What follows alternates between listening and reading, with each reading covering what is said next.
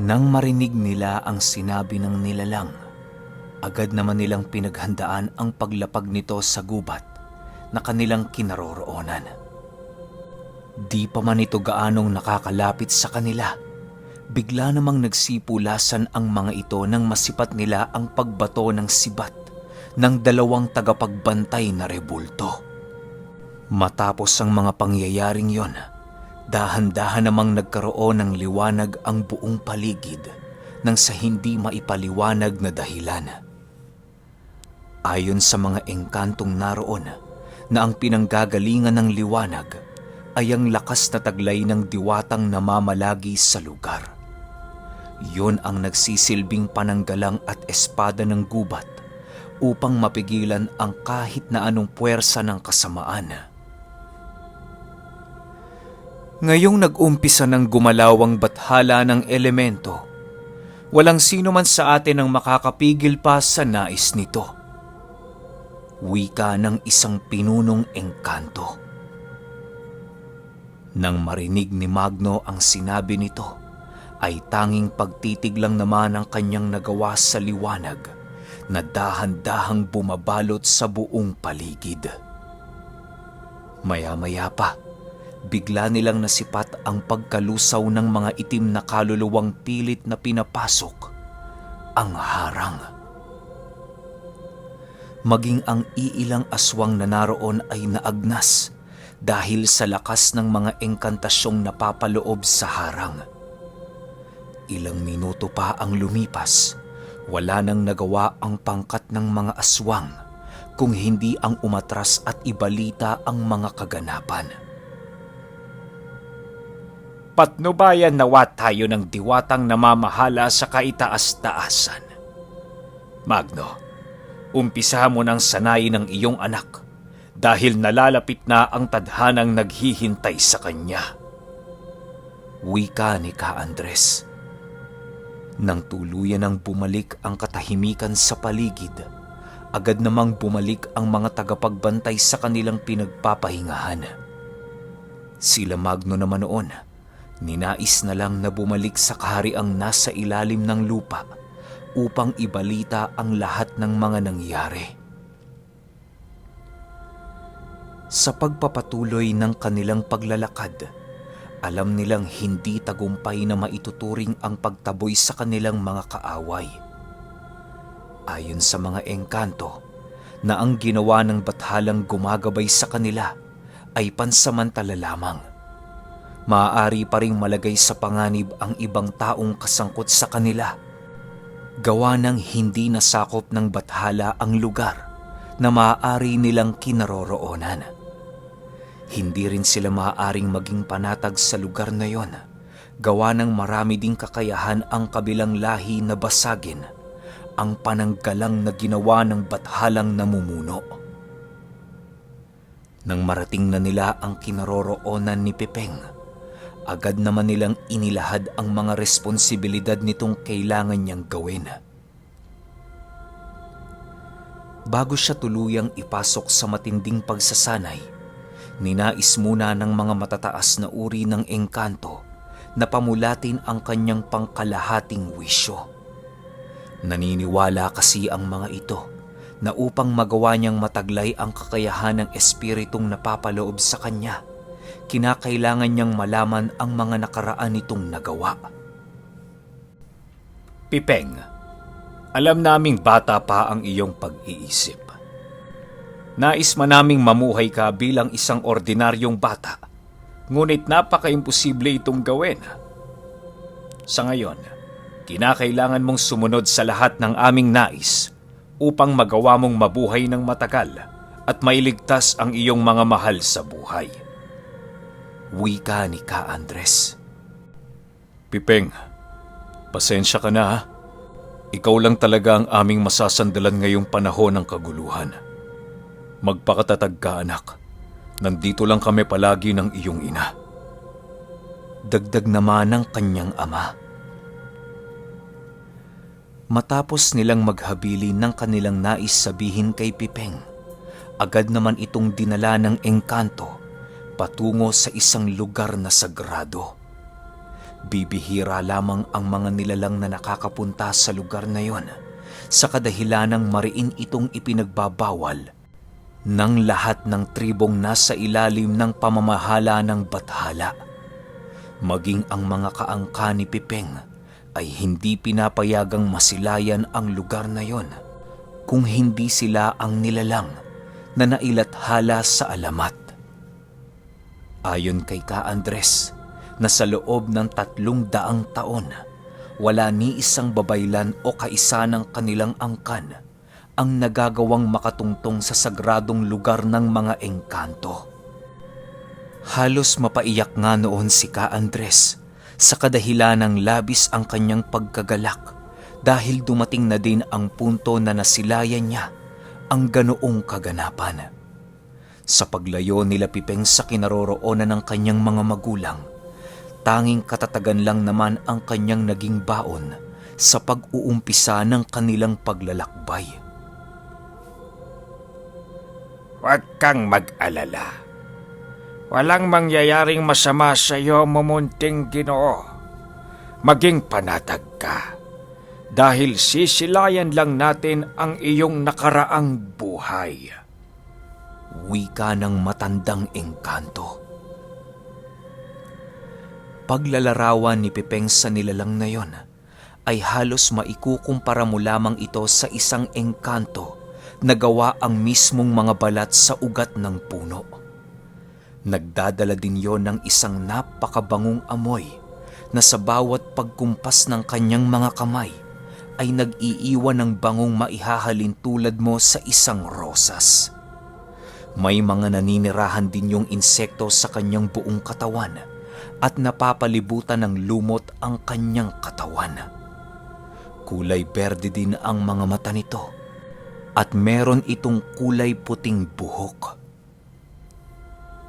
Sa pagpapatuloy ng paglalakad nila Pipeng, nadapo na nga sila sa isang napakagandang tanawin na kung saan merong patag na lugar na punong-puno ng mga hardin. Napakaraming paru-paro ang nagsisiliparan sa lugar na yon na siyang nagbibigay ng hiwaga sa buong lupain. Ang inyong nakikita ngayon, mumunting Ginoo, ay ang daanan ng mga espiritu patungo sa ikatlong mundo. Ang mga nakikita mong paru-paro ay ang mga espiritu ng mga taong pumanaw na sa inyong mundo. Dito ang kanilang unang pupuntahan bago sila kunin ng Diyos na nanunungkulan sa lahat ng likha. Paliwanag naman ng matandang engkanto. Nang marinig ito ni Pipeng, ay halos wala siyang naging sagot sa paliwanag ng nilalang. Hindi niya kasi noon lubusang maisip kung bakit nagiging isang paru-paro ang mga espiritong minsang naging tao. Nang makalayo na sila sa lugar, bumungad naman sa kanyang mga mata ang isang napakalaking puno na kahit magtulong-tulong pa ang ilang katao ay hindi ito magagawang mayakap. Sa paglapit nila sa puno, agad namang hinanap ng engkanto ang isang lagusan papaloob dito. Nananatiling nakatayo lang naman noon si Pipeng habang patuloy na hinihintay ang pagbalik ng nilalang. Maya-maya pa, agad din naman siya nitong binalikan upang ipagpatuloy na ang kanilang paglalakbay.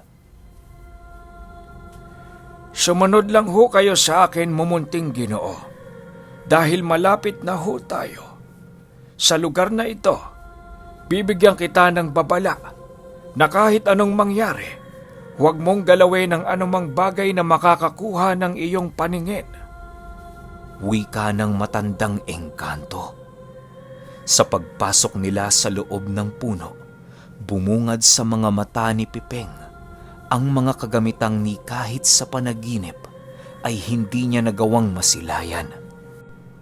Marami din siyang nakitang armas sa loob ng puno at mga kayamanang nalimot na ng panahon.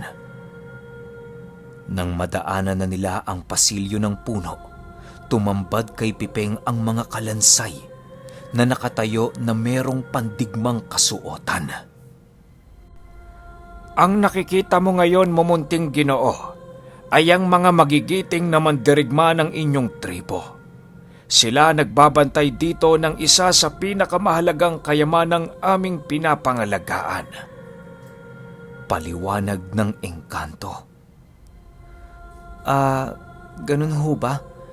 Ano naman ho ang kayamanang yon, Manong? Sagot naman ni Pipeng. Hindi ko din alam. Tanging ikaw lang ang nakakaalam sa kayamanang iyong itinago sa lugar na ito. Sagot naman ng engkanto. Matapos ang kanilang pag-uusap, narating na nga nila ang lugar na merong nakakandadong pinto. Ayon sa matandang engkanto, na walang susi ang pintuang yon, gawa ng kusa itong bumubukas sa sino mang nilalang na pinagkalooban ng espiritong nakalathala sa alamat. Kung totoo ngang ikaw ang nakasulat sa alamat, ngayon na ang tamang panahon upang ito ay iyong mapatunayan. Walang saysayang kuro-kuro kung hindi ito mapapatunayan. Paliwanag ng engkanto. Nang marinig ni Pipeng ang sinabi nito, agad niya namang nilapitan ang pinto upang ito ay pagbuksan. Bago pa man siya tuluyang makalapit sa lugar na yon, pinili niyang pagmasdan ang buong paligid sa huling pagkakataon. Pagsilay niya sa likuran ng engkantong gumabay sa kanya, doon niya nakita ang isang kasuotang pamilyar sa kanyang mga mata. Dahan-dahan na ding nag-iiba noon ang paligid, na parabang ang lugar na kanilang tinungo ay minsan na niyang pagmamay-ari. Ilang minuto pa ang lumipas, laking gulat na lamang ng engkanto nang masipat niya ang dahan-dahang pagbukas ng pinto. Mabilisan ding pumasok noon si Pipeng nang sa gayoy magawa na niya ang bagay na hinahangad ng karamihan. Sa pagpasok niya sa isang napakadilim na lugar, kung ano-ano na ang kanyang naiisip na maaaring mangyari. Maya-maya pa, bigla namang sumara ang pinto na siyang naging sanhi upang wala na siyang makita sa buong paligid. Labis man natakot ang kanyang nararamdaman noon, pilit niya naman itong ipinagsawalang bahala alang-alang sa kanyang mga magulang. Ayon kay Pipeng, na ang pinasok niyang lugar ay parabang isang kawalan dahil sa sobrang lapad ng loob nito. Kahit saang dako siya tumungo, nakakapagtakang hindi niya naaabot ang hangganan ng silid na yon. Nang wala na siyang makitang bagay sa loob, pilit naman niyang tinahak ang daan pabalik ng pinto upang siya ay tuluyan ng makalabas. Subalit, kahit saang direksyon man dumako si Pipeng, tila ba napaka-imposible na para sa kanya na hanapin ang lugar na kanyang dinaanan. Sa pagpapatuloy ng kanyang pag-iikot sa paligid, dahan-dahan ang nawawala sa kanyang isipan ang pag-asang magagawa niya pa na makalabas ng buhay sa lugar na yon.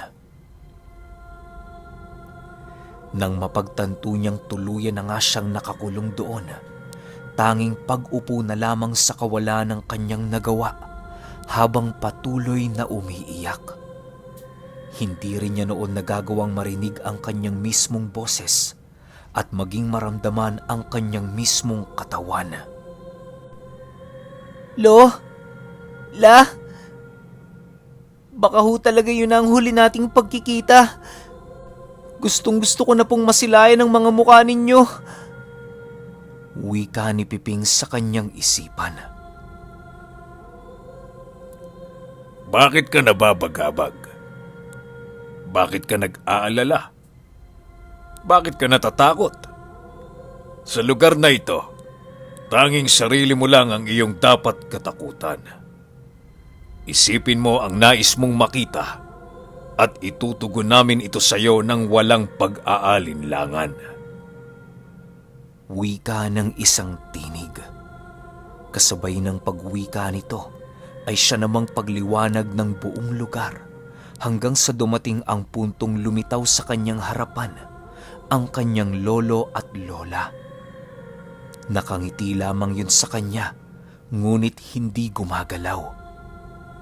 Dahil sa pagkagulat noon ni Pipeng, ninais niyang iikot ang kanyang paningin sa buong paligid. Pagtingin niya sa kanyang likuran, bumungad sa kanya ang isang matandang nakahimlay sa isang higaang gawa sa ugat ng puno. Sa paligid ng matandang yon ay merong hindi mabilang na kawal na nasa wangis ng bato. Pinaliligiran din yon ng mga insekto na unang beses pa lamang nasilayan ni Pipeng. Yan ang pinakauna mong wangis na tinaglay. Ikaw ay nabuhay, alinsunod sa nais ng iyong kaluluwa. Kung wala ang katawang ito, hindi ka rin mabubuhay sa mundong iyong nakilala. Wika ng tinig. Habang pinakikinggan ni Pipeng ang tinig na yon, dahan-dahan na niyang nauunawaan ang lahat ng mga kaganapan. Doon din pumasok sa kanyang memorya ang mga mahalagang kaganapan tungkol sa pagkabuhay ng lahat ng pinaniniwalaan ng albularyong nabubuhay noong pangkasalukuyan. Ayon kay Pipeng, na ang lahat ng mga memoryang kanyang naalala ay merong kaugnayan sa bawat isa. Doon niya din nalaman na hindi isang banal ang kaluluwang kanyang tangan-tangan, bagkus ay namulat lamang ito sa kakayahan na makapaglakbay sa iba't ibang panahon.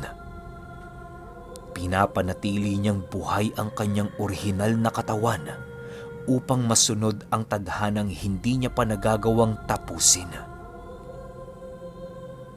Dagdag pa ni Pipeng na sa bawat daang taon na lumilipas, patuloy na naghahanap ang kanyang kaluluwa ng angkop na katawan upang ito ay kanyang pamahayan. Umiikot lamang ang kaluluwang yon sa mga lugar na merong panganib laban sa angkang hindi niya nagawang lipulin noong mga panahong siya ay nabubuhay pa. Matapos ang mga kaganapang yon, animoy biglang namulat ang kanyang wisyo sa mga karunungang minsan na niyang nakamit. Sa paglabas niya sa silid na yon, agad namang bumungad sa kanya ang matandang engkanto na nagbibigay ng respeto. Kamusta ang inyong paglalakbay, munting Ginoo? Ayos naman. Halika na. Bumalik na tayo sa lugar na kinaroroonan nila ina. Tapos na ang pakay ko sa bahay na to. Sagot naman ni Pipeng. Matapos nilang mag-usap, agad din naman nilang inumpisahan ang kanilang paglalakbay pabalik ng kastilyo. Wala sila noong gaanong naging usapan sa kadahilan ng napakaraming katanungan ang pumapalibot sa isipan ni Pipeng. Ilang minuto lamang ang lumipas, nakita na niya ang kanyang mga magulang na naghihintay sa kanyang pagbalik. Pagsilay dito ni Pipeng, laking gulat na lamang niya nang masipat niya ang kanyang mga magulang na biglang tumanda. Mumunting Ginoo, wag ho kayong mabibigla kung tumanda ng napakabilis ang inyong mga magulang. Mahirap man pong sabihin, subalit nagtagal kayo sa silid na yon ng halos ilang dekada. Wala po kaming kaalam-alam sa mga nangyayari sa labas ng lugar na ito, dahil walang sino man ang lumabas dito sa loob ng ilang taong wala kayo. Wika ng engkanto. Nang marinig ito ni Pipeng, ninais na lamang niyang puntahan ang kanyang mga magulang upang ito ay kumustahin. Habang patuloy niyang tinititigan ng kanyang ama, napansin niyang napakarami nitong alikabok sa buong katawan nito. Para bang sa pagrating niya sa kastilyo, yun pa lamang ang unang beses na nakagalaw ang kanyang ama sa naging posisyon nito. Maya-maya pa, bigla namang nagwika ang matandang engkanto ng, Mumunting Ginoo, matagal na panahong ding hindi nakapaglakad at nakagalaw ang mga taong naririto. Lahat sila ay naalisan ng wisyo sa oras ng paglakbay mo sa loob ng iyong tahanan. Kasabay ng pag-uwi nito ay siya namang pag-utos niya sa mga iilang elementong naroon na bigyan ng pampalakas ang kanyang mga magulang at si Ka Andres. Ilang minuto pa ang lumipas, tuluyan na ngang nakabawi ang pangangatawan nila Magno at ang mga kasama nito. Nang mapansin nilang matagal ng panahon silang naroon, panay naman ang kanilang ginagawang pag-uusap, lingid sa mga taong kanilang ipinatawag. Nang marinig naman ito ng mga engkantong nasa paligid, doon nila inihayag na kasalukuyang naroon sa itaas ng lupa ang kanilang mga kasama. Wala silang maaaring ipag-alala dahil buhay at ligtas ang mga ito mula sa mga kamay ng demonyo. Nang malaman nilang tapos na ang misyon doon ni Pipeng, napagpasyahan naman nilang bumalik na sa mundo ng mga tao. Kinakailangan nilang makidalo sa digmaan upang magawang mabigyan ng pag-asa ang iilang kalahi nilang papasukuna. Hindi naman tumutol ang mga engkantong naroon sa kadahilanang alam nilang meron ng magagawa si Pipeng. Habang patuloy nilang binabagtas ang daan paitaas, panay naman ang ginagawang pakikipag-usap sa kanya ng kanyang ama ukol sa mga nangyari. Marami din kasi itong naging katanungan sa kanya kung bakit hindi nagawang tumanda ng kanyang katawan sa loob ng ilang dekada. Tay, hindi ko rin ho alam kung bakit ganito pa rin ang katawan ko. Pakiramdam ko kasi sa lugar na yon, parang saglit lang ako naparoon eh. Hindi ko din maisip na sa paglabas ko sa silid, dekada na pala ang nakalipas. Paliwanag naman ni Pipeng. Ganun ba, Pipeng? Sige, nauunawaan kita. Sa ngayon, kinakailangan namin ng tulong mo para supilin ang mga demonyo. Inaasahan kita, anak, na ikaw ang magliligtas at magtataguyod sa ating lahi. Sagot naman ng matanda na niyang ama. Ilang minuto pa ang lumipas, nadapo na nga sila sa gubat kung saan napakarami ng nabuwal na puno dahil sa walang sawang pakikipaglaban. Pagsilay na pagsilay nila Pipeng sa paligid, bumungad sa kanila ang mga nagwawalang nilalang na nagpupumilit makapasok sa harang. Halos hindi nila mapigilang matakot noong mga oras na yon, gawa ng hindi lang aswang ang nakikisali sa digmaan. Paglalarawan ni Pipeng sa mga nilalang na naroon ay halos karamihan sa mga ito ay mga pinagsanib na lahi ng mga demonyo. Meron siyang nasisipat noong mga higanteng kapre sa paligid na panay ang paghataw ng daladala nilang kahoy sa harang na ginawa ng bathala. May iilan din noong nagawa ng makalusot sa harang, subalit hindi rin nagtatagal ang mga ito, gawa ng labis na malalakas ang mga tagapagbantay ng gubat. Nang makita naman ni Ka Andres ang iilan sa mga taong kanyang kanayon, dali-dali niya itong tinungo upang alamin ang mga nangyayari. Sumunod na dinoon sila Magno para kahit papaano'y magkaroon din sila ng balita ukol sa pangkasalukuyang sitwasyon. Ernesto! Ernesto!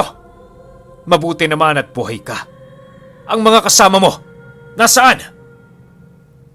Sigaw ni Ka Andres habang patuloy ito sa pagtakbo. Nang marinig siya ng kanyang kakilala, dali-dali naman itong lumapit sa kanya upang makipag-usap. Mabuti naman ho, Ka Andres, at buhay pa po kayo. Saan ho ba kayo nanggaling? Bakit sa loob ng napakahabang panahon, ngayon lang namin kayo nakita?